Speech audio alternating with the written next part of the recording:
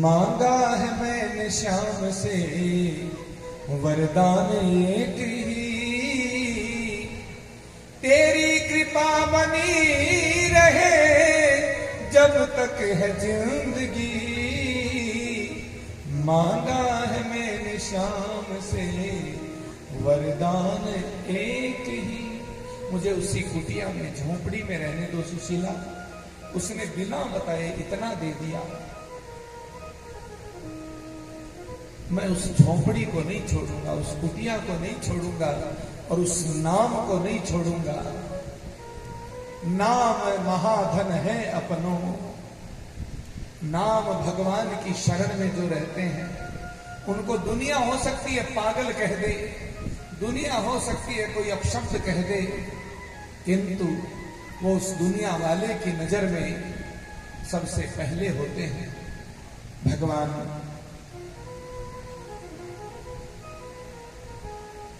जिनके हृदय हरि नाम बसे, तिन और को नाम लियो न लियो। जिन माता पिता की सेवा की, तिन तीर्थ स्नान कियो न कियो।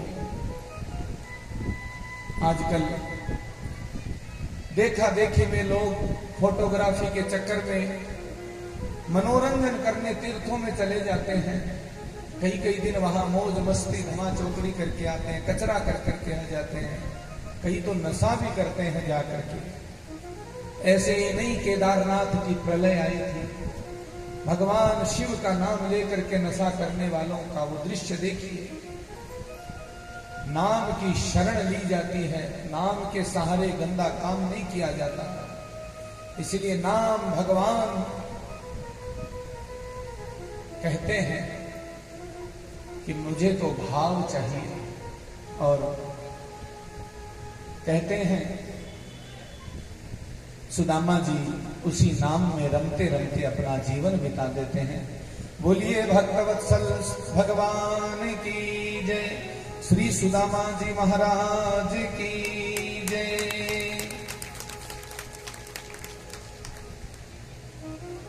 भगवान ने ऐसा कर दिया, बिंदु जी महाराज कहते हैं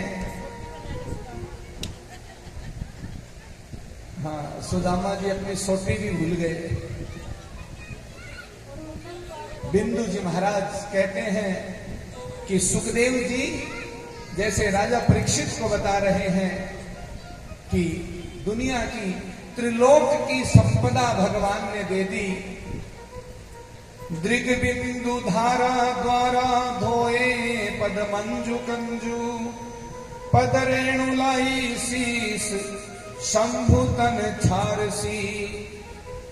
जैसे भगवान शिव अपने भस्म लगाते हैं, ऐसे मेरे कन्हैया ने और सुदामा के चरणों की धूलि को अपने शरीर पे लगा लिया, मानो भगवान अपने भक्तों की भस्म लगा ले। दृग बिंदु धारा द्वारा धोए पद मंजू कंजू, पद रेणु लाई शीस शंभु तन छारसी। विधि की लिखी हुई दरिद्रता की लकीर पर मानो श्री कृष्ण ने आज लगा दी हड़ताल सी। दरिद्रता पे ताला लगा दिया प्रभु ने।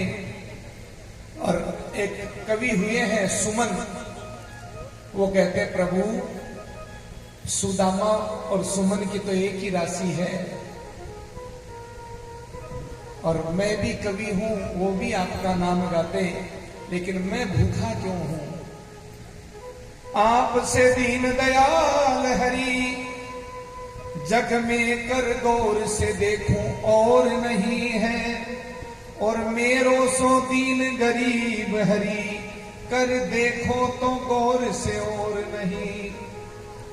दानी के द्वार दरिद्र टिके, ये दरबार के लायक बात नहीं, और सुमन सुदामा की एक ही राशि, वहां कंडुल थे यहां जो भी नहीं। सुदामा जी के पास मांगे तांगे कुछ चावल तो थे, हे प्रभु मेरे पास जौ की भी व्यवस्था नहीं है, मैं कवि हूं, मांग सकता नहीं, और मुझे मिलता है नहीं। लोग कविता सुन करके ताली बजा के चले जाते हैं, तो आपके दरवाजे पर आपके नाम की कविता लिखता हूं। और दानी के द्वार दरिद्र बसे, ये दरबार के लायक बात नहीं। सुमन सुदामा की एक ही राशि, वहां तंडुल थे यहां जो भी नहीं। कहते हैं राजा परीक्षित, इस प्रसंग के बिना और भक्ति की गाथा, कृष्ण की कथा अपूर्ण रह जाती है। और इधर ऋषिगण सभी संत मिलकर के भगवान को एक संदेश, एक संकेत करते हैं कुरुक्षेत्र जाने का। आपकी धरती पे द्वारकापुरी से, गुजरात द्वारकापुरी से कुरुक्षेत्र आने के लिए, जहां परशुराम जी के द्वारा कुंड, कुरुक्षेत्र में रक्त कुंड, 5 कुंड उस समय भरे थे। परशुराम जी ने दुष्ट राजाओं का वध करके। ये बात महाभारत से पूर्व की है। और भगवान अपने समस्त परिवार के साथ में, अपनी सभी पत्नियों के साथ में, द्रौपदी, पांडव इत्यादि के साथ में, सभी संत ऋषिगणों के साथ में आते हैं। वहां एक बहुत बड़ा यज्ञ करते हैं। उस यज्ञ में वसुदेव जी आदि सभी कहते हैं हमें ऋषियों का सत्संग सुनना है। सभी नारद जी आदि ऋषिगण उपदेश करते हैं कि ये संसार नश्वर है, इसलिए एक दिन सभी को जाना है। जाने से पूर्व अपने कर्तव्य, अपने पितृ कर्तव्य, माता पिता के प्रति कर्तव्य, अपने राष्ट्र के प्रति कर्तव्य, अपना धर्म के प्रति कर्तव्य, इन सबको करते हुए तीर्थों की शुद्धता का उपदेश किया। वसुदेव जी को भगवान की सत्ता का पहले से भी पता था। अब देवकी जी कहती हैं, यदि श्री कृष्ण वास्तव में परमात्मा है, अपने गुरु के मरे हुए पुत्र को ला सकते हैं, तो मेरे मरे हुए 6 संतानों को आज तक क्यों नहीं लाए? इस शरीर को छोड़ने से पहले हम अपने पुत्रों से मिलना चाहते हैं। भगवान श्री कृष्ण समझ गए अपनी मां की इच्छा, और संयमनीपुरी से, यमराज की संयमनीपुरी से, और अपने 6 भाइयों को, कीर्तिमान इत्यादि 6 भाइयों को बुलाया, उनको अपने माता पिता से मिलवाया। क्यों? कि परीक्षित, इस संसार से जाने से पूर्व, इस शरीर को छोड़ने से पूर्व यदि मन कहीं अटका रह गया तो कल्याण नहीं होगा। आपने जड़ भरत जी का प्रसंग सुना। राजर्षि भरत थे, राजा भी थे और ऋषि भी थे, तपस्वी थे, लेकिन एक हिरण में मन अटक गया और हिरण बनना पड़ा।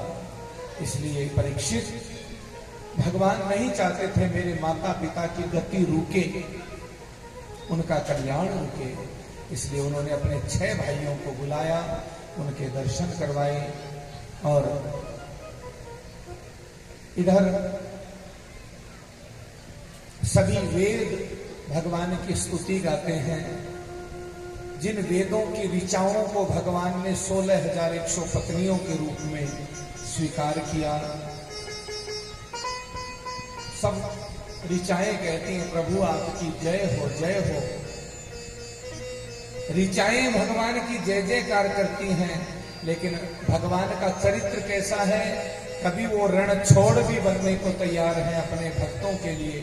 भगवान कहते हैं मुझे जय पराजय की चिंता नहीं है, और मेरा भक्त जो है वो भी सुख दुखे समय कृत्वा लाभा लाभो जया जयो। गीता जी कहती हैं मेरा भक्त है वो सुख दुख की चिंता नहीं करता, लाभ हानि की चिंता नहीं करता।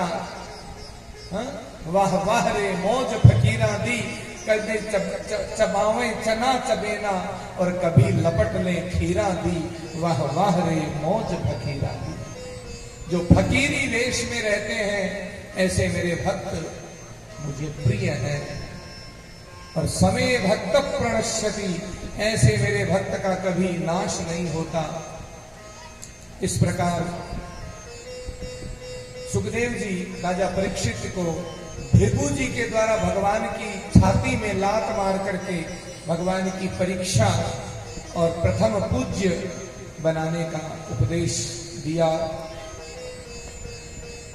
भगवान अमानी मान दो मान्य है, भगवान को कोई सम्मान दे तो भी स्वीकार करते हैं और भगवान का कोई अपमान भी करे।